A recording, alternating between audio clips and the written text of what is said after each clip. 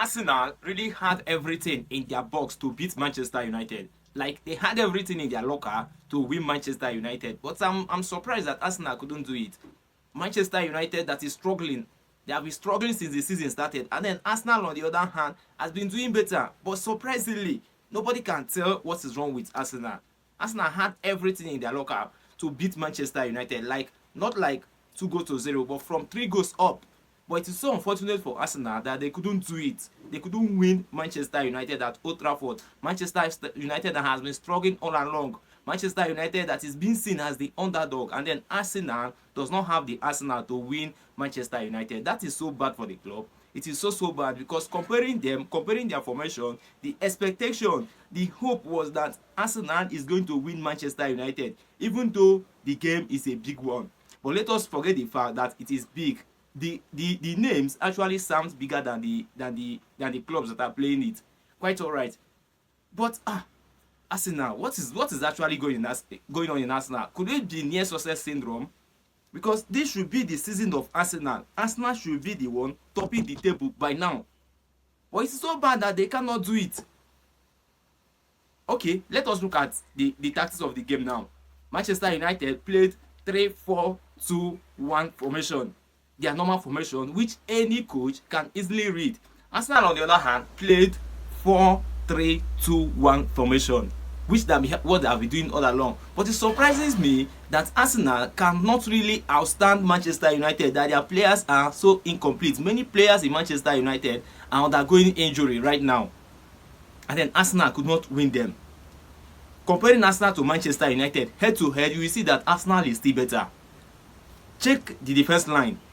Arsenal has world-class defenders, Gabriel Magalhaes and Saliba. Can you compare them to Delight, or compare them to Loniroro, or compare them to Victor Lindelof? Victor Lindelof has not really started any match for Manchester United this season, but he came and then became a star man under Arsenal. Like he was so solid for Manchester United yesterday, and then Mikel Merino couldn't do anything.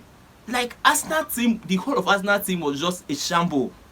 They were so messed up. So they said that they cannot win Manchester United.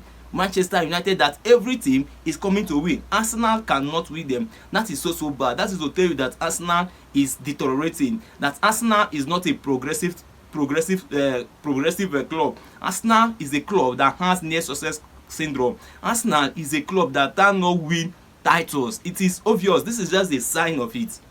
This is just a sign that Arsenal cannot win Premier League title, because this is supposed to be their season.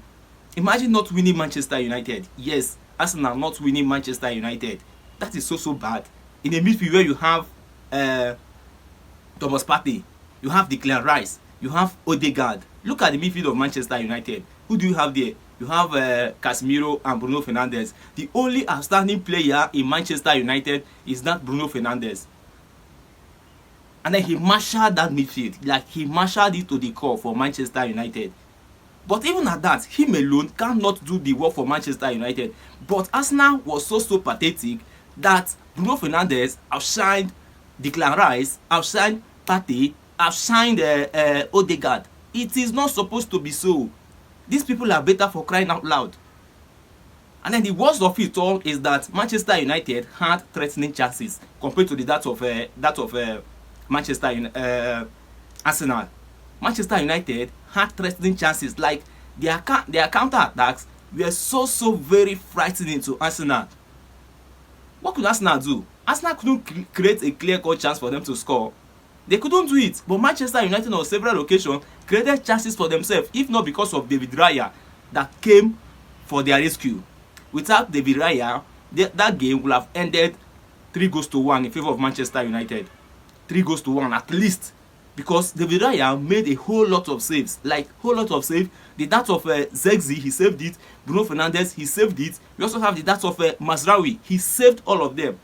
Before you talk of the that of Rasmus Højlund, though the that of Rasmus Højlund, that one was incompetency. Yes, he's not a competent striker.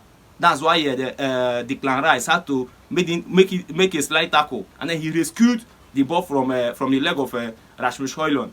But outside that, what about the saves that Ryan made for Arsenal?